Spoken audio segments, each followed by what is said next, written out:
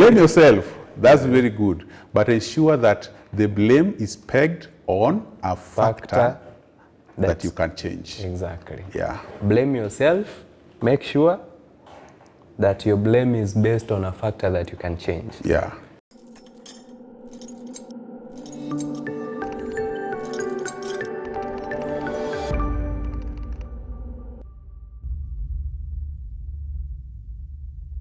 Okay guys, welcome to another episode of Unchained Theories, and today it's another good evening, and I'm joined by Daktari here, and I don't know what you have to tell our listeners. Yeah, well, I think you said it well. It's another day, another episode, another theory, and they want us to look at what we call the attribution theory. This is one theory that is very practical in life, and also is a theory that actually applies in almost all spheres of life. That's why it's important for us to probably unchain it and place it in a position where people can actually be able to understand it and also find its application in their real life situation. Thank you, Don. Yes, Daktari, and I tend to, as you said, we are talking about the attribution theory, and I don't know if attribution theory, the word attribution, if it has the same meaning as attribution, or because it has a certain a theory in front of it, the term theory, there is something different into it. Yeah, I think we could start from the what we say, the English word and what it means, the dictionary meaning. Yeah. And attribution basically, it's trying to explain the cause of something. So that when something occurs to you, you want to explain why has this particular event occurred to me. And based on psychological studies, it has been found out that human beings try to explain different occurrences based on different guidelines or thought structures. So basically attribution, it may be brought out through the dictionary meaning, and also it actually comes out the same when you talk about it in what we call the psychological kind of term. So attribution, just trying to interpret or explain what is the cause. Something happens to you, asking yourself, why has this event occurred to me? So there's several you can explain why that has happened to you. Thank you, Don. If you may tell us what are the types of maybe attribution theories that we have. Yeah, thank you, Don. So actually, what basically happens is, I want to give you a good example. Take this example. You are walking along the road, and you happened to stumble on a stone, and then you fell down. That's an occurrence. It's something that has happened in your life, and there are several ways you can actually explain this particular occurrence. Number one, you can say that you can look at it from what we call the external aspect. Where you're telling yourself that probably the person who placed this stone here is the problem. So for you, you're very okay. You're a very careful guy. You walk well. But there's a person who did a mistake of placing that stone there. Alternatively, you can talk about yourself as being a careless guy, such that you go around hitting probably everything. If the road is not clear, then you are sure. You know, I think you've heard people saying that generally I'm a very careless person, and that's why ABCD happens. The other person will say, no, I'm a very careful person. The people who are organizing this particular scenario are the ones who messed up everything. So in attribution theory, we have talked about trying to explain the world. You try to explain the world. And that's what you're saying, that some people will try to explain the world based on externalities, while some people will try to explain the world based on internal aspects. And with that, we talk about what we call the internal attribution and the external based definition of attribution. And in internal, basically what I'm saying is that this way a person tries to explain the world based on their own, what we call abilities or their own personal values. So if something happens to you, you'll try to explain it based on your own aspects. While in another case, something happens to you and you try to explain based on the external. So it's like blame it on others or blame it on me. That's an explanation of how probably can come maybe in the simplest of ways. Oh, wow. So technically, I was In fact, you said it because I was trying to ask you if we can stop using the term blame it and start saying that maybe it's an external, or we attribute it to the external or internal. In fact, the term you use is very good. You know, even blame is a very, attribution is only that blame is normally taken to be a negative term. But blame can also be talked of as either blaming somebody or blaming yourself. So if you blame yourself, that is an internal. External is blaming the external people, other person. Anything happens, it happened because of another guy or another person. And according to studies, I know that there are other concepts that are related to the attribution theory. Maybe you can expound on that. So we have what we call the fundamental attribution error. So this normally occurs when somebody tries to, or we talk about the blame, try to talk about a blame or try to attribute things that are happening to them, but maybe from what we call an external perspective. So when you have what we call the overemphasis on internal attribution for behaviors and emphasizing what we call the role of internal factors, then it's called the fundamental attribution error. And maybe, what I can say is these there are people who, when something happens, they will so much try to explain this behavior or overemphasize this behavior on external aspects at the expense of internal. So that's an error. It's called a bias. So for them, anything that happens will normally be explained in terms of externalities instead of trying to observe what happens within them. So we also have what we call the self-service bias. And this involves what we call attributing one's success to internal factors and failures to external factors. So what they're saying is that if something good happens to me, then I'm the one. You blame yourself. Or you congratulate yourself. But if something bad happens to me, then it's another person. So that's called the self-serving bias error. And I think it's very common among us children, and I think even adults, where you find somebody is performing a certain activity, a child breaks a cup probably, and this child will blame the person who placed the cup there. While in another case, somebody may want to blame somebody else. The alternative is to say, okay, I'm sorry, I'm the one who caused this, and forget about it. But now the issue is, no, it's not my problem.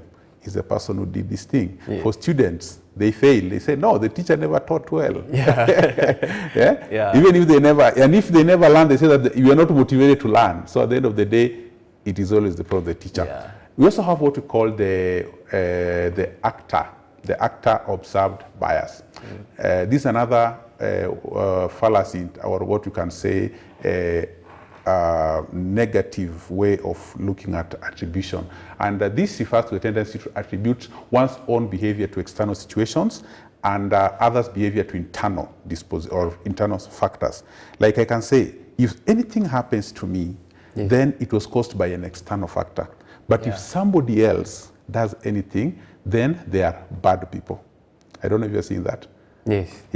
So if I'm the one who has experience or has done something and it's wrong, then I can blame anybody else but me.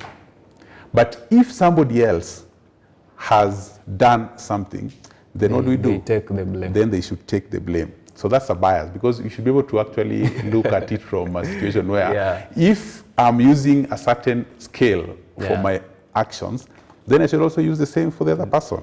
You can see that's a very bad bias. That's why I'm saying that it is biased. It's not the right way of looking at attribution or blaming a situation. Maybe just to end, we also have what we call the cultural and social influences of attribution.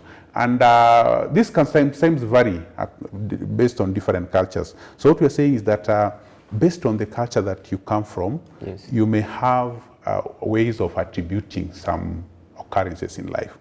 So if a society supports a certain bias, then you grow up with that kind of bias.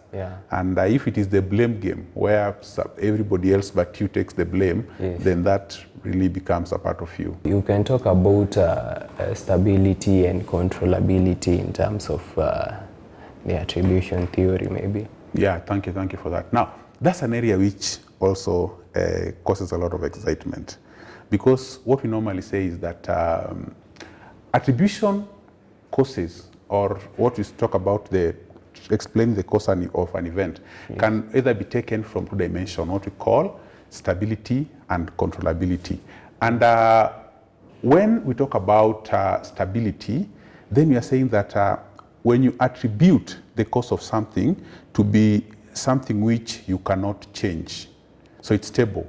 While controllability is attributing the cause of a certain event to be something that you can control. And I'll give you a good example. Let's say that a student fails, and they feel like their failure was based on their ability. Like maybe somebody say, oh, I know I cannot perform well in this subject because I'm not intelligent enough. And you know, this has been a very constant case, mostly in mathematics. Someone say, I'm not good in mathematics. Then, when you say that, maybe you can tell me, when do you expect to pass in mathematics next time? If that's the case. Never. Never. Yeah, that's the issue. If you have a stable kind of explanation for your failure, then you have set yourself up for a permanent failure. But if you talk about maybe my failure was due to my lack of attending classes, or maybe I was sick during that particular class session, or maybe you can say that I was absent, maybe I had an event, a sports where I attended and failed to attend my classes, then that's something you can control. Because what you're telling yourself is that in future, you can fail to go to that maybe event and concentrate more on your studies. So that means that you can probably perform better. I understand that these are factors and dimensions of individuals consider when making attributions. And so maybe you can expound on the causal dimensions so that we understand deeply what exactly causes attribution. Causal factors normally take two dimensions. And by causal, we're just taking it from the English word. What is the cause? What is the cause? And you'll find that we're just moving in circles, because these are just the same thing. Causal factors are normally also referred to as the locus of causality. The locus is just, I think if you remember mathematics, the locus was just more of an area which could be covered. So what are some of the causes of these attributions? And we talk about what we call the internal. The locus of causality is normally, we talk about internal and also the external attribution. And the internal attribution, we are saying that this occurs when an individual attributes the cause of a behavior to probably be within. So that what I've just talked about, if I cannot perform a particular aspect, then it is because of internal factors, maybe interest, because of my capacity in terms of intelligence, is because of my effort and such. While for external, they're saying that they attribute the cause of a behavior or an event to external factors like luck. And now, this is also another very good thing. For example, if we now take the students that we had talked about much earlier, one student may fail an exam and attribute the failure to their, maybe to what we call internal factors, maybe their ability to perform. Another student may fail and attribute to external factor, which may be the lecturer's way of teaching and even marking. Maybe if I ask you, if you have these two students, where one is saying, I fail because of my abilities, and the other one is saying, I fail because of the lecturer, I don't know, who do you expect to perform well in future? Is it the one who blames the lecturer or the one who blames the ability? The one who took the blame. The one who because you can change yourself. Yes. But it's very hard to change maybe the people who are facilitating or teaching you in a particular area. And we also talk about the stability. I think I've discussed that one. Stability is also one of the causality aspects. Talk about the stable and the unstable. And when you talk about the stable, then you are saying that this is where the student may attribute their behavior to an aspect which is stable. That means that whatever is causing you to behave in a particular way, you cannot change it. It's stable. It's like now, the reason I did not move from point A to B is because the obstacle was such that I could not move. It was a stable obstacle, something I could not move. While we have unstable attribution, and this is where somebody can talk about what costs me not to move from A to B is something which I can change. It is just temporary, but I can change. Yeah, and you can see the attribution, that the line of attribution or the line of blame or the line of reasoning that you attached to your behavior will determine whether you'll do what, whether you'll progress or not. That's why attribution theory is also quite important. We can also talk about what we call the specificity of the attributes. And we have what we call the specific and non-specific attribution. This is very important. And talk about the non-specific attribution. What we are talking about here is that a person who attributes a behavior to a specific cause. Specificity just talk about specific, like I did not perform well because of maybe I did not attend 3 classes. Like somebody can say, I did not, like for non-specific, somebody will talk about, I did not perform well because I am a weak student. So you see, weakness can be caused by lack of attendance. Maybe they were sick, maybe there was an issue. But for specific, I did not do A, B, C, D. That's why I was not able to maybe attain a particular objective. And then you also have what you call the global or globality perspective. And you can have the local, or what we call the global versus the local perspective. That is our attribution. When we talk about the global, this refers to attributing the cause of various aspects to an individual life. For example, a person failing due to lack of intelligence. Well, for local, somebody can say, I failed because the exam was hard. So it all comes to almost something, but to almost specificity, but this one is bringing out the individual aspect in a particular domain instead of having a very wide area.